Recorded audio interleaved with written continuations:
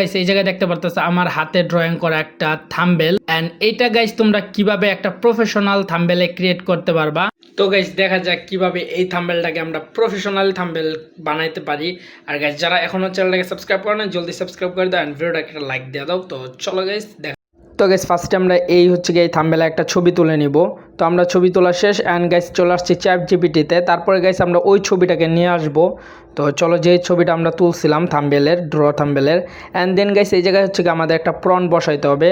তারপরে guys জেনারেটে click করলে হয়ে যাবে।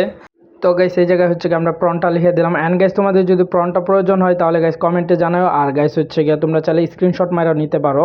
তো এই জায়গায় গাইস আমরা ক্লিক করে দিলাম এন্ড গাইস দেখতে পাচ্ছ কিছুক্ষণের ভিতরে কিন্তু আমাদের তো গাইস কিছুক্ষণের ভিতরে আমাদের থাম্বনেলটা রেডি হয়ে যাবে। তো আমরা একটু ওয়েট করে নেই এন্ড গাইস তো যতক্ষণ হইতাছে ততক্ষণে গাইস আমার চ্যানেলটাকে সাবস্ক্রাইব করে দাও এন্ড গাইস দেখতে পাচ্ছ বলতে বলতে কিন্তু থাম্বনেলটা রেডি হয়ে গেছে এন্ড গাইস দেখতে পাচ্ছ থাম্বনেলটা কিন্তু অনেকটা রিয়েলিস্টিক।